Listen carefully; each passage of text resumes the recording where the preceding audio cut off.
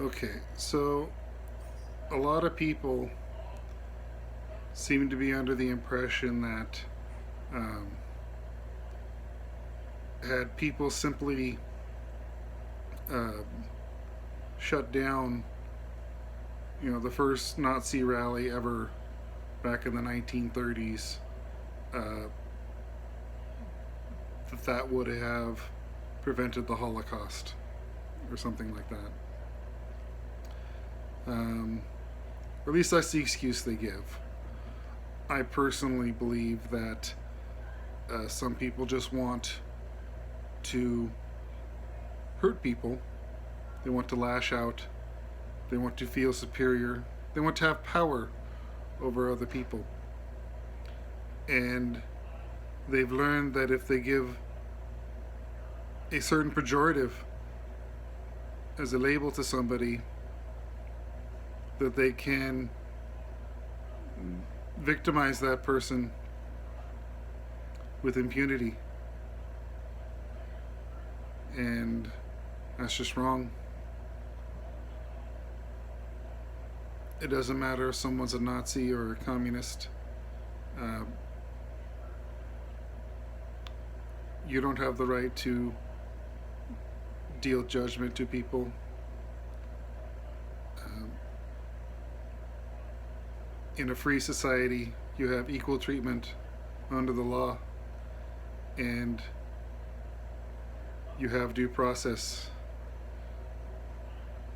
People have the right to have their accusation made public if you accuse them of something. They have the right to face their accuser and to defend themselves against accusations.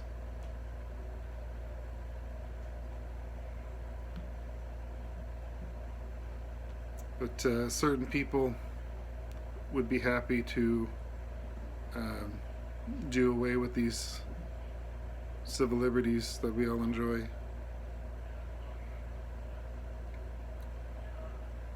The Nazis were the ones who went to the political rallies of their opponents and shut them down violently.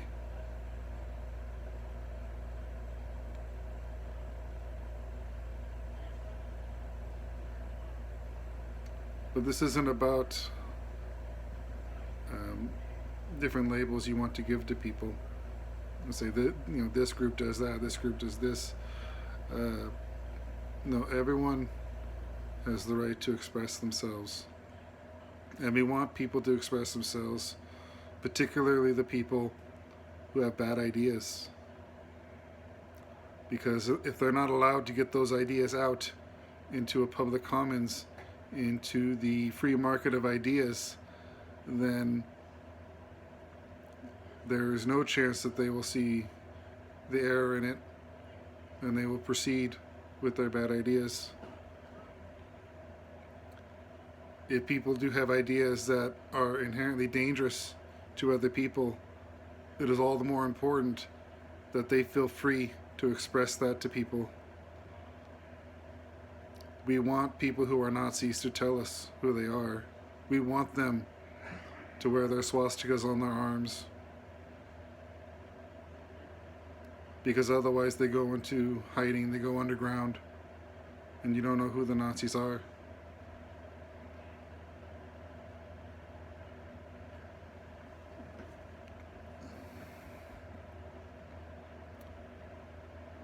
When you ban something, you don't make it go away. All you do is make it cover itself up. If you ban certain words because they're racist, the N-word, for example, in most polite circles, the N-word is not allowed, even if it's not officially banned. But that has done nothing to prevent racism. Not a single racist has become unracist because they're not allowed to say that they are racist, or they are not allowed to say racial pejoratives.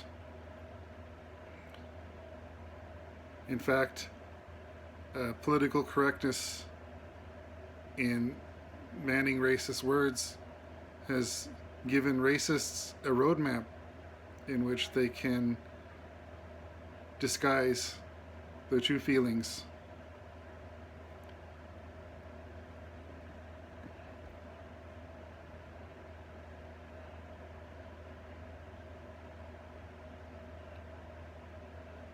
In 2016, it became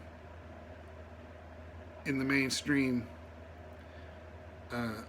unpopular or taboo to openly say that you were a Trump supporter.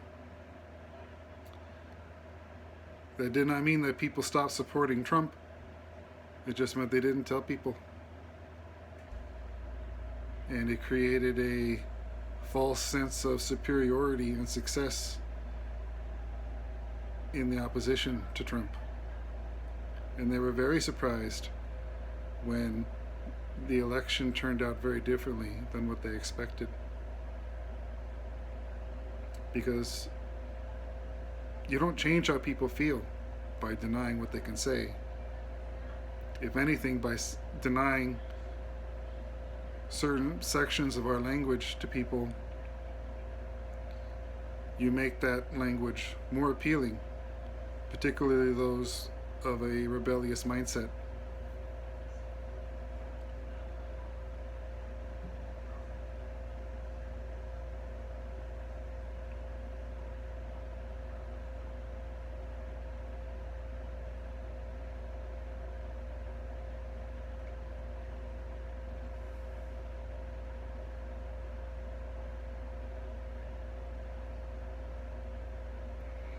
Many people ask, where does all this political correctness craziness go?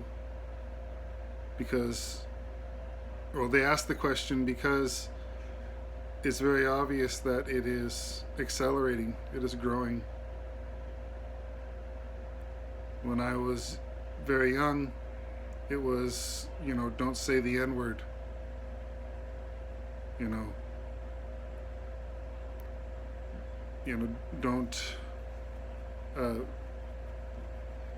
Don't say pejorative words to gay people. Be tolerant. Don't use racial pejoratives. And what was just one or two words has grown considerably over the decades, slowly. So people ask, where does political correctness go? Where does it end, is where they're asking. Well, if you really want to know, you need to go and read The Gulag Archipelago by Alexander Solzhenitsyn. It is the real life version of 1984. Kid you not. Political correctness leads to gulags and death camps.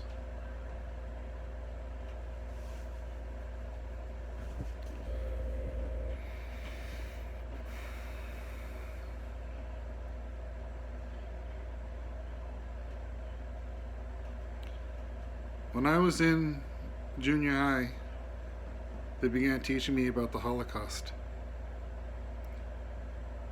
And pretty much every day until I graduated, it was a part of my education. And I remember in the 8th grade asking many times, even though I received the same answer every time, it still was so incredulous to me. Like, how could people let this happen? And my teacher said, they didn't do it all at once. They did it a little bite at a time. Just little by little. And I look around at my society today and it seems far less incredulous, much more believable that people could commit such heinous acts towards one another. A lot of that has to do with the fact that I have learned so much more about world history to know that the Holocaust, Nazi Germany, the Soviet Union, all of the tyrannical empires going all the way back to Egypt, those were the normal societies. It is our society that is the exception, not Nazi Germany. The question really isn't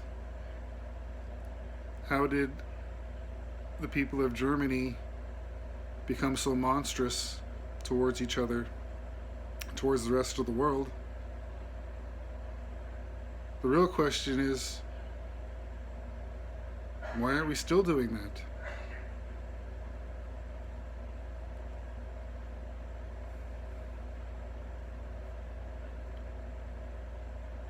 The real question is,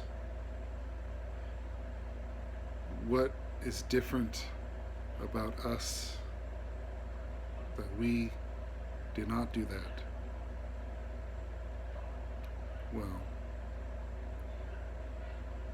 I may be speaking too soon because it's still a very real possibility that the mistakes of the 20th century could be repeated. And it starts by dehumanizing people, by calling them deplorables, by calling them Nazis, by saying they don't have the right to express their ideas.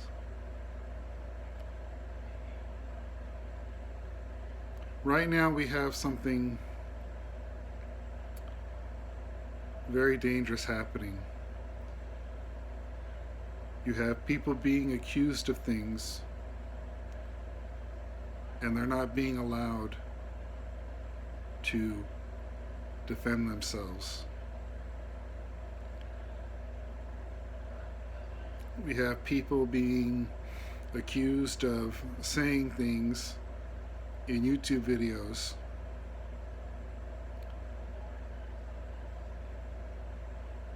however, those videos are not readily available for people to watch. So people aren't receiving the message from the person in question. They are receiving the message from that person's enemies. They're being told what their enemies think of them, while the individual in question is being denied a platform with which to confirm or deny what is being said.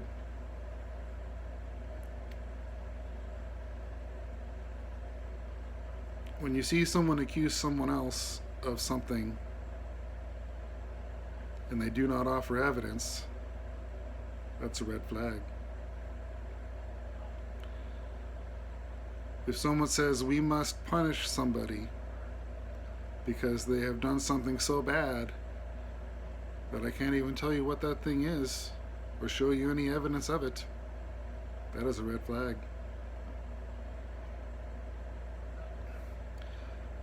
I'm constantly telling people that they need to do their own research, to find the facts for themselves.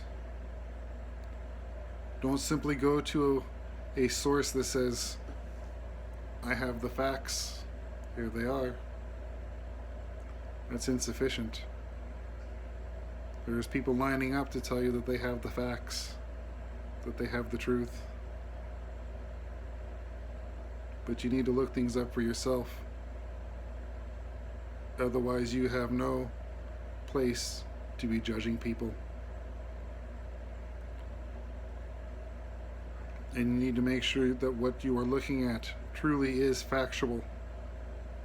Make sure that you have exhausted your resources in the pursuit of the facts. And again, there's a big difference between finding the facts and finding someone who says they have the facts and trusting that they are telling you the truth. I have been deliberately vague. I have not given you any specific instances about what I'm talking about because I want you to do your own research and find these things for yourself. I'm sure by now you have put together what I'm saying, who I'm talking about, and what I mean. And if you don't, you need to do some research. And a closing thought, another thing that I tell people as often as I can is do not use Google at all.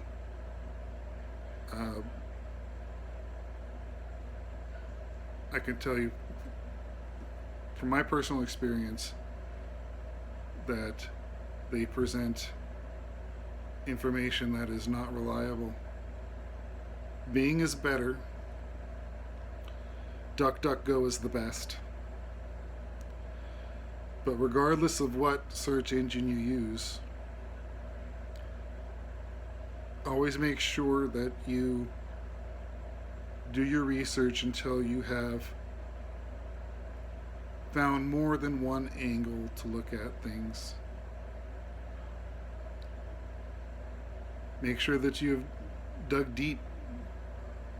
And I'm talking not the first page of your search engine, or even the second, but the third, fourth, and fifth pages. Make sure that you have exhausted any and all avenues before coming to a conclusion. And this goes across the board for all subjects.